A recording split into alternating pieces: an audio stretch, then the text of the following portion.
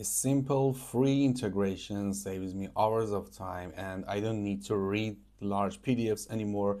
It does everything for me and it will write everything I need in a database in Notion. So this is another video about automating Notion with Gemini using make.com. Let's see how we can create this automation and put everything in place to have a clear, very beautiful database that has everything we need from a PDF. So we have a bunch of, just consider we have a bunch of large PDF files, 100 pages, for example, the ones that you need for literature review in academic writings or any other kind of PDFs that are very large and hard to read. You don't have time to read and you just need something to do it for you and just categorize them in a beautifully database, and especially in Notion that you can easily read them, or then you can connect them to other databases, to other AIs, and do something with the data that you receive from AI. Let's consider we have some PDFs. We upload one of them to a folder we have on Dropbox. And again, I'm choosing Dropbox because it's easier to integrate into make.com integrations, because Google Drive kind of hurts me. It needs lots of authentication and different things when you want to connect Google Drive to make.com, but Dropbox is easier. So we upload one of our PDFs in Dropbox, and then what is going to be our first module in make.com, it's going to be watch files module in make.com. Well, this is it. I have connected my Dropbox account to the account in Make, and you can see it here. So after that, we choose folder search method. It's going to be select from list, and as you can see, I chose the folder. Watch also subfolders. No need here because I don't have any subfolder in this folder, and only set the limit to 1. We're going to save it. So only watching is not enough. We need to somehow download it by the Dropbox and use it on Gemini. So this part is going to be a little tricky. We added download a file module from Dropbox to our scenario, and it's just not anything special. You just connect it to watch file, and here's the configuration we need.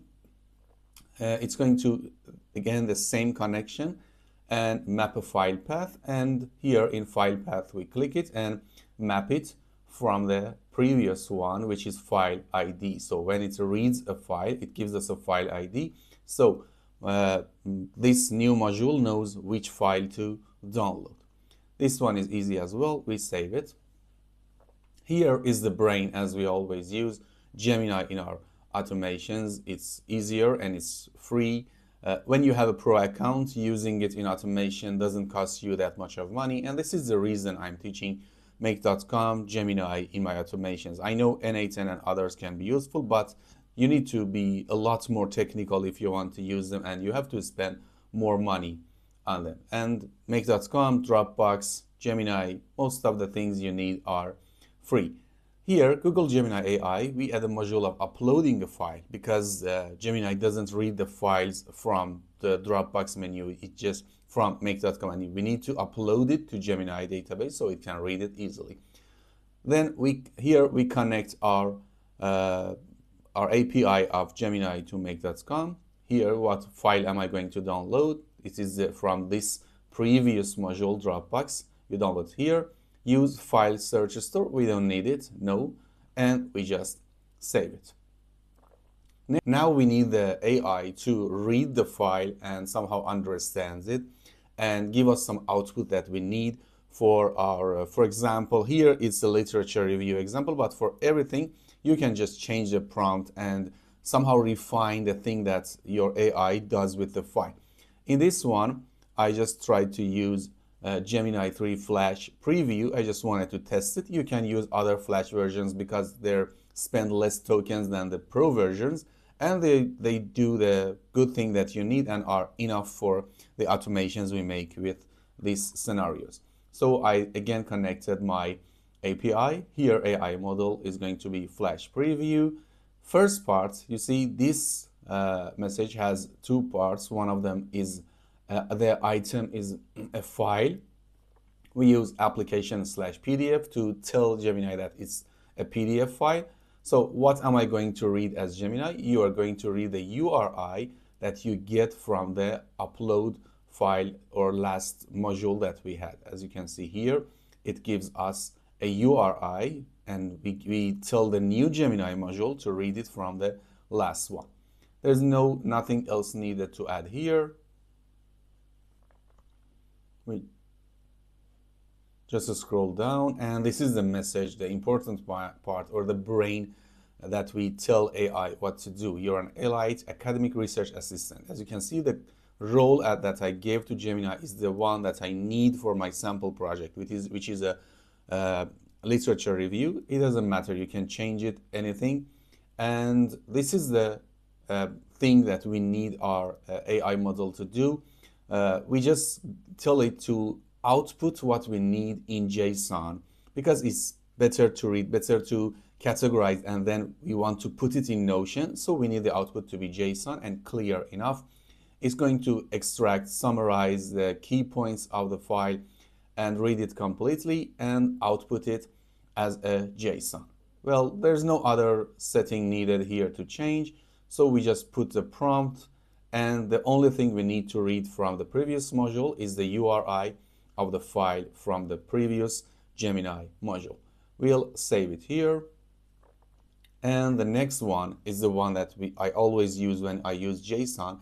There's a pre-built module in make.com. The name is parse JSON. It's somehow, to say it easily, it somehow understands the JSON output and somehow clears it and makes it ready to put it in the next modules. Most of the time I use Notion, and kind of clears it as an output. The only thing it needs is a JSON string. We just click on this part and use the result of our last, the whole result of the previous Gemini module, and save it. So for connecting everything, for writing everything on Notion, we need to create another module which connects everything that Gemini has done and PostJSON has done, and we'll write them in the database that we have. As you can see, the output is going to be like this. It will write the paper title, core arguments, methodology, and conclusion, all of them in a database here that we can use, copy, open, and just read it completely. As you can see, it's a complete summary of the file, so I don't need to read the whole thing in the PDF. So here I add a Notion module, and the settings is not that hard. Just you need to connect your Notion to make.com. I have taught it in my previous video. You can watch it. It's very easy, just connecting databases to make.com. And when you connect them, you have a connection, and here select from list. You click on search and search for the title of your database, which was literature review.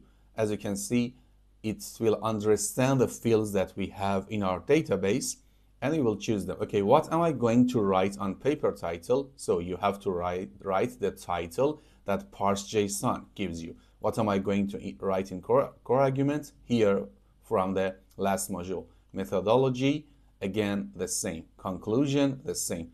It's going to read everything from parse JSON module and write it in our database.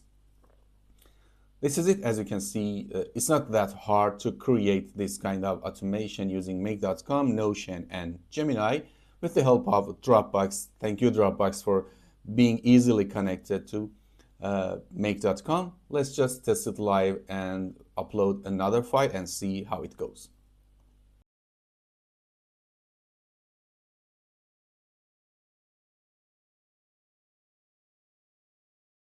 I uploaded the file. I go back to my first module. I wanted to start doing again, but from here, from the new file, I wanted to read only the new file that I uploaded. So right click on the first module and click on choose where to start. You can say from now on.